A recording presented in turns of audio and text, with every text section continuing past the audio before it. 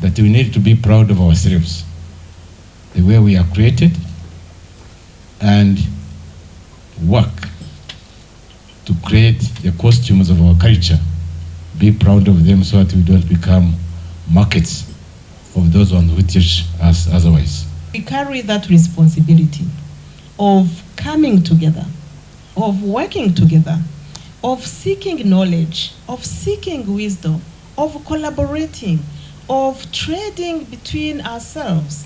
Les entreprises étrangères implantées en Afrique représentent autour de 53 à 54% de production, alors que les entreprises purement africaines, créées, entretenues, soutenues par les Africains entrepreneurs, nous ne représentons que difficilement 45 à 46% de production. Nous ne pouvons pas être leaders dans le monde si nous n'avons pas encore été leaders chez nous. The Private Sector Federation, we are committed to continuing this conversation beyond this room and to ensure that platforms like Farmed Expertise are integrated into our planning and support programs. On the African Liberation Day, the 25th, it will be on Sunday of May. It was created in 1963. I can see some young ones may not be very familiar with it. In 1963, of the 54 African countries, only 32 had attained independence. And those 32 met in Addis Ababa and committed to have all countries on the continent liberated. And after liberation, forged the unity of Africa. And so this celebration, or this meeting, the conference, is in line with that continued liberation. We want to liberate ourselves to get an African that is dignified, that is wealthy, in a unified, peaceful, and strong Africa. I recognize that now, from the statistics, 65% of the African GDP is created by women. That makes women powerful for us. We need to celebrate that one. And we know, traditionally, in a household, it's the woman who is the maker of things. You make food, you make clothes, you make babies, and that's a foundation for you to be makers of industrial goods. I celebrate also that when I go to textile industries, most of the people there are women, and that making culture of the women can easily contribute to an industrialized Africa. But to organize that one, to raise it to a higher level, I propose 4 structures and systems that we need to develop. First of all, we need to increase our capacity building for the woman in 3 levels: the level of knowledge, the level of intellect, and the level of innovation. Iyo mivuze mu Kinyarwanda nibwo nje mbyumva cyane. Ahanini mu mashuri yacu dushaka y'ubumenyi, bakatwigisha ibintu tukabimenya nyine, tukavuga ko tubizi, tukabona doctorate, tukabona n'ibindi. Haya ni impamya ubumenyi tukazibona. Tugomba rero gushyiraho indi level. Iyo bavuze bati afite ubumenyi ariko ni umuhanga, ni ukuvuga ngo ushoboye kuba wahanga ibintu bishya bigendanye n'ubumenyi wagize. Ahanini rero dukunze kugira ubwo bumenyi tukumva aribwo twagurisha gusa budakoreshwa kugira ngo dukore ibintu bishya. The second one we should work on is changing our financial mindsets.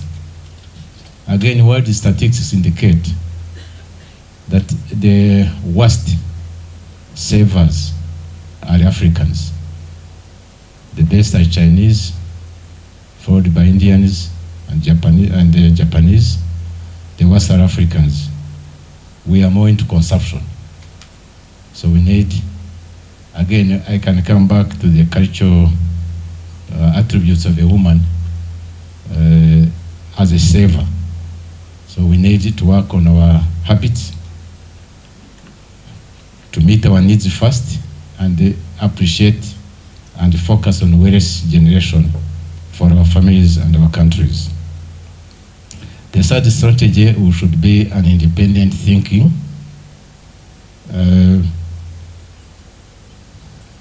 My chairman for this movement the other day told me an interesting story that I can tell. I talked about it in the news media, I can say it again.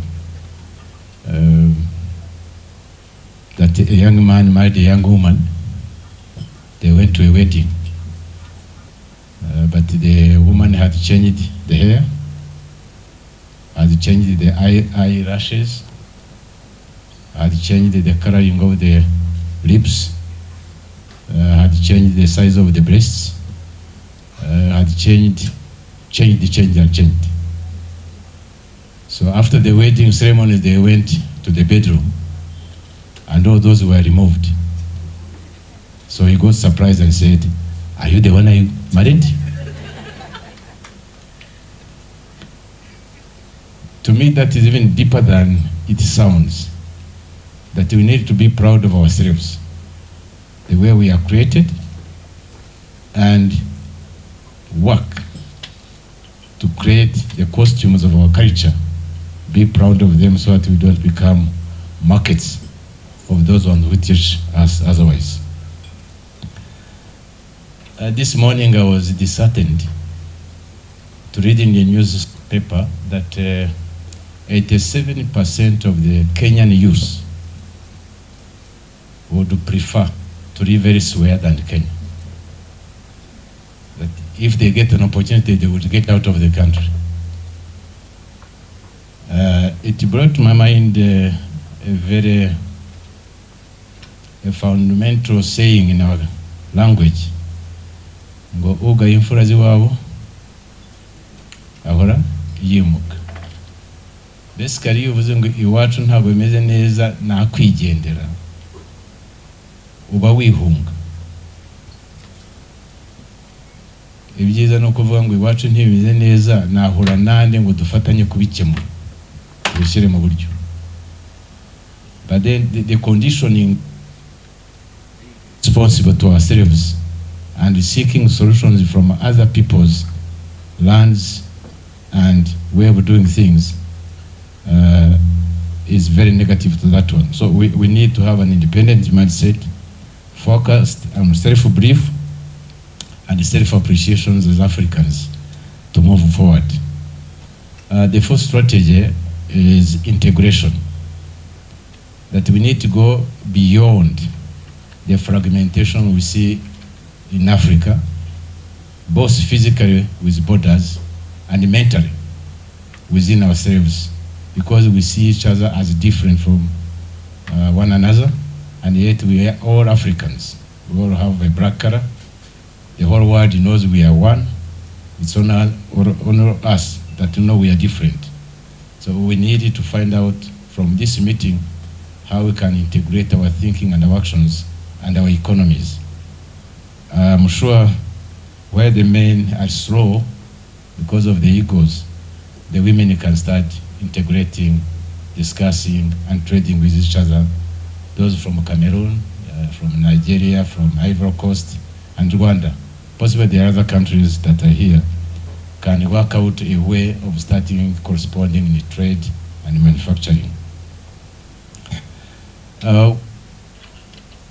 For the African liberation, the next frontier is going to be economic.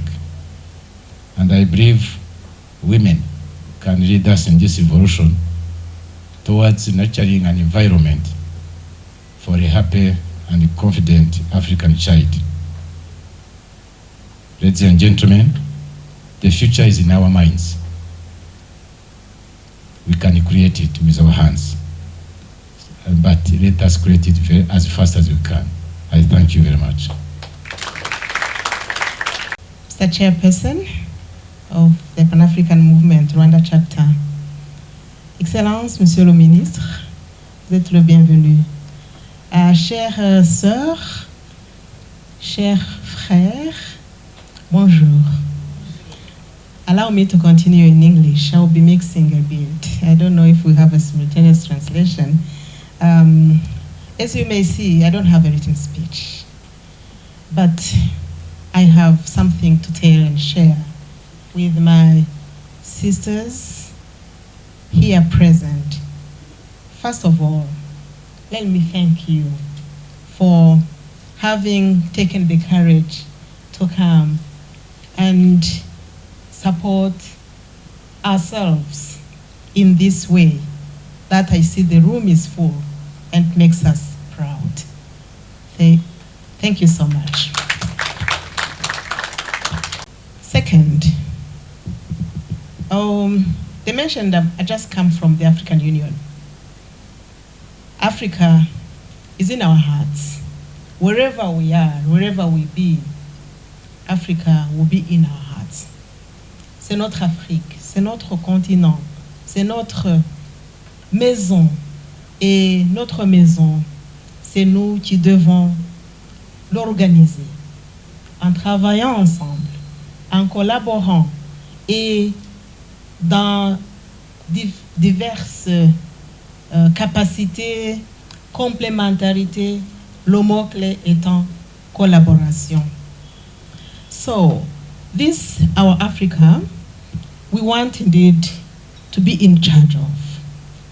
You know, it's so rich, it's so diverse, it's actually tempting, and it has been casualty of all those beautiful things that we sometimes, because of so many things, maybe leadership, governance issues, maybe conflicts, maybe, you know, dreaming about like the story that just been shared with us, that there is better pastures elsewhere.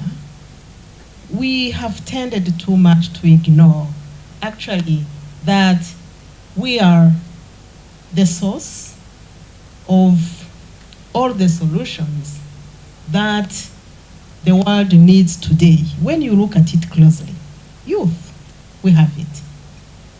Lands, we have them. Minerals, including those, critical minerals that the world is scrambling about today, we have them. We have culture, a very deep culture, a very strong culture, a culture that is actually bringing people together. We have a system of governance that if we made it really work, it would transform. It would infuse some of those good qualities in all the leadership systems that we have. So we are a solution. But for that solution to be unpacked, there are a few things that need to be done. First of all, we need to know that indeed we have that huge responsibility.